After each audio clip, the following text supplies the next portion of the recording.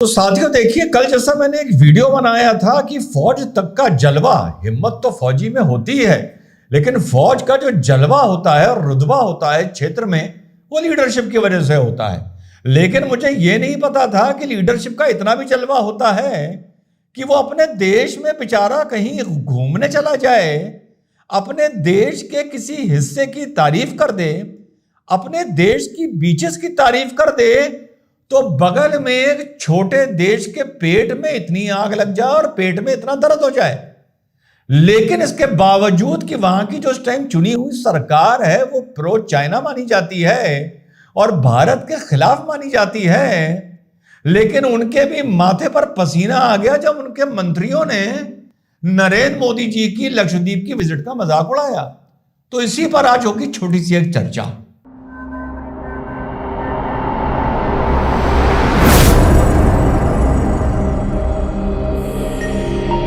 Hello, नमस्कार, सत श्री अकाल, अस्सलाम वालेकुम। कैसे हैं जनाब? तो साहब, इस टाइम जो बिल्कुल गरम गरम खबर सामने आ रही है वो ये है कि मालदीव्स गवर्नमेंट ने अपने 3 सीनियर मंत्री ministers miss Maryam, Malsha and mister Hassan को सस्पेंड कर दिया है। लेकिन मैं इतना बता दूं, वो ये कह रहे हैं कि ये बात फेक न्यूज है, पर क्योंकि अभी अभी ये बिल्कुल न्यूज आई है, जब मैं इस टॉपिक को स्टडी कर रहा था तो इसको मैं कंफर्म नहीं कर सकता हूं। लेकिन अगर कर दिया है तो यह भारत के लिए बहुत जलवे की बात है, क्योंकि माना जाता है कि इस टाइम जो सरकार मालदीव में है वो चाइना के पक्ष में है और चाइना के हिसाब से अपने फैसले ले रही है।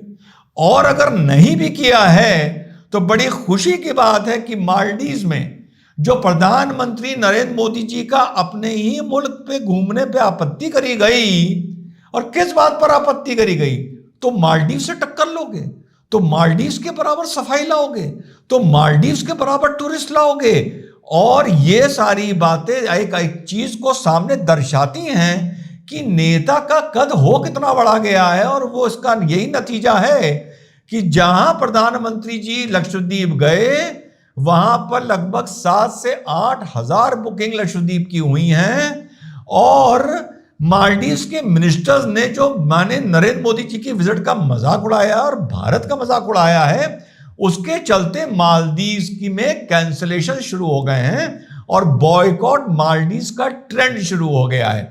ये मालदीव तो बहुत अच्छा एक बीच, एक छोटा सा एक आर्किप्लाजो था, लेकिन ये कोविड के टाइम पर हमारे सितारों ने इसको बहुत चमकाया। जब पूरा देश मर रहा था तो हमारे सितारे घूमने के लिए मालदीव जा रहे थे और वहां से अधनंगी फोटो में डाल रहे थे, और हमारा देश भी यार अजीब है, उनकी अधनंगी फोटोओं को देख देख के मजे ले रहा था और ये नहीं पूछ रहा था कि यार जो तुम मालदीव घूमने जा रहे हो देश को कोविड में छोड़कर, यार ये पैसा देश के नाम कर दो। खैर, हमारे भारत की जो राष्ट्रभक्ति है और नेशनलिज्म है वो वाकई एक बहुत अलग तरीके का है, जो बुरा ना मानिएगा, मुझे कभी कभी समझ में नहीं आता है, या बुरा ना मानिएगा अगर ये बोलूं तो अक्सर मुझे समझ में नहीं आता है। तो जो ये मालदीव का जो ये आप लोग देख रहे हैं, ये बौखलाहट जो है और जो ये परेशानी है, अभी कुछ दिन पहले आप लोगों ने ये भी देखा होगा कि मालदीव ने बोला है कि जो भारतीय है वो स्केलेटन फोर्सेस मालदीव में पड़ी रहती हैं उनको भारत हटाए, और भारत के जो प्रोजेक्ट मालदीव में चल रहे हैं उसके लिए भी कहा जा रहा था कि इनको बंद करा जाएगा, क्योंकि अभी जो फिलहाल वहां पर गवर्नमेंट है ये प्रो चाइना गवर्नमेंट है। मालदीव में मुख्य तौर पर 2 नेशनल पार्टीज हैं, एक हो गया आपका प्रोग्रेसिव पार्टी ऑफ मालदीव और एक हो गया मालदीव डेमोक्रेटिक फ्रंट। जो प्रोग्रेसिव पार्टी ऑफ मालदीव है ये मूलतः चाइना के साथ है, और जो मालदीव डेमोक्रेटिक पार्टी है ये मूलतः भारत के साथ है। मालदीव 100% सुन्नी इस्लामिक नेशन है।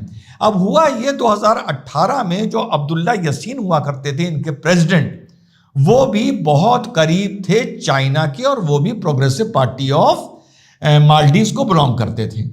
अब जब उनको ये लगा, जब वो उनका जब टर्म खत्म होने लगा, तो उन्होंने यकायक टर्म खत्म होने से कुछ दिन पहले उन्होंने यकायक अनाउंस कर दिया कि फिर से मैं चुनाव इलेक्शंस मिड टर्म अनाउंस कर रहा हूं। उनके जो राइवल थे मोहम्मद नसीद, जो मालदीव डेमोक्रेटिक पार्टी के थे, उनसे पहले जो प्रेसिडेंट थे करप्शन के आरोपों में उनको कन्विक्शन हो चुका था और वो देश छोड़कर भागकर कोलंबो जाके बैठ गए थे। तो ये जो अब्दुल्ला यामीन था, जो बेसिकली अपने को प्रो चाइना लीडर बताता है, थोड़ा सा आप लोगों को बैकग्राउंड बता रहा हूं, तो इसने यकायक प्रेसिडेंशियल इलेक्शंस डिक्लेयर कर दिए ये सोच के कि मैं क्लीन स्वीप दे दूंगा। हुआ ये कि जितनी भी मालदीव में पॉलिटिकल पार्टीज थी, छोटी बड़ी सब मिलाकर, वो सारी एक साथ आ गई यमीन को हराने के लिए, मोहम्मद अब्दुल्ला यमीन को हराने के लिए, और उन्होंने मोहम्मद अब्दुल्ला यमीन को हरा भी दिया। लेकिन हुआ यह कि मोहम्मद नशीद अब यहां के प्रेसिडेंट नहीं बन सकते क्योंकि वो उनका कन्विक्शन हो चुका था। तो एक कंसेंसस कैंडिडेट चुना गया, मोहम्मद सुलेही।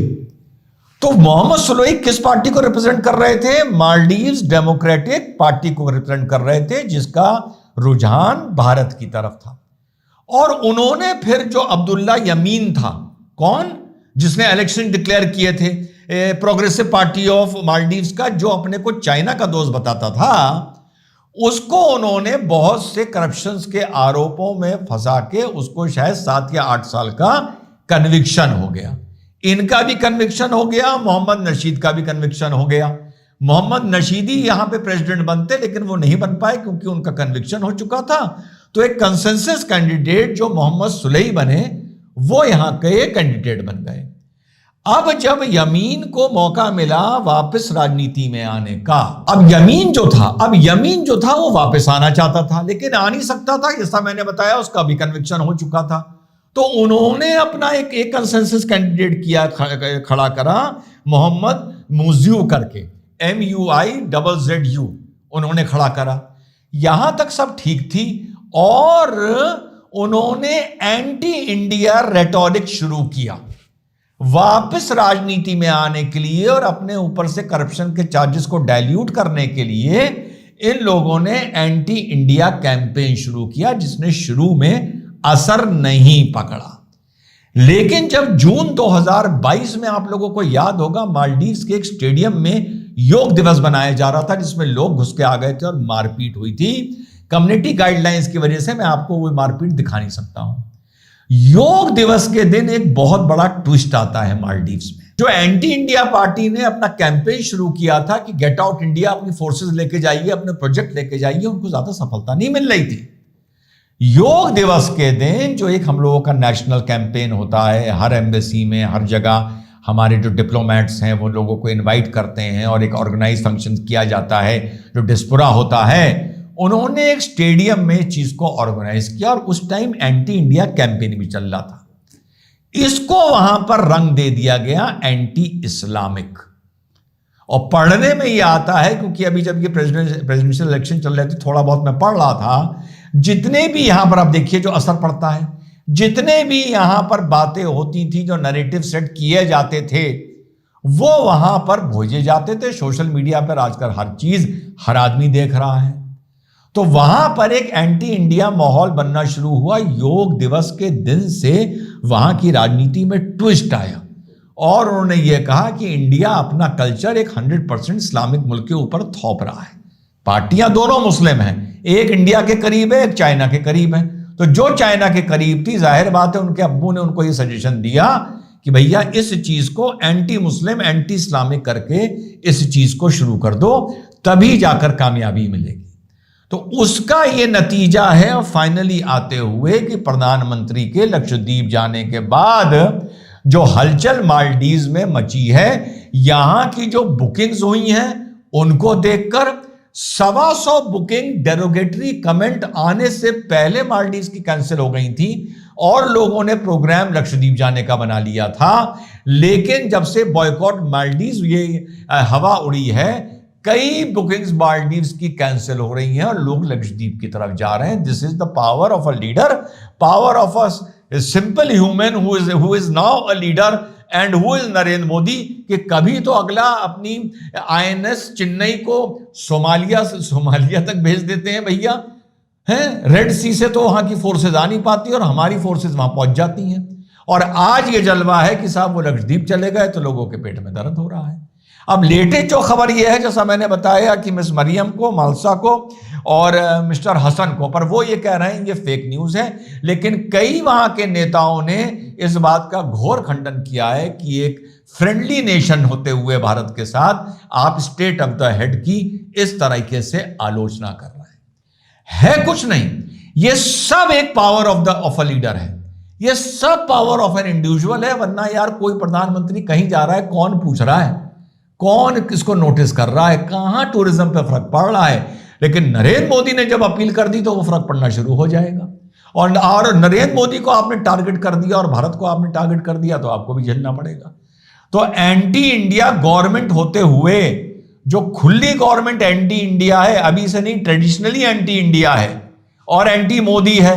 एंटी मोदी स्पेशली इस बार है, वहां पे हिंदू मुस्लिम नैरेटिव भी बहुत खेला गया है। योग दिवस जैसा मैंने आपको बताया एक स्पार्क बन के हो गया था, वो पार्टी जो बिल्कुल धरातल पर पहुंच गई थी वो बाउंस बैक कर गई थी।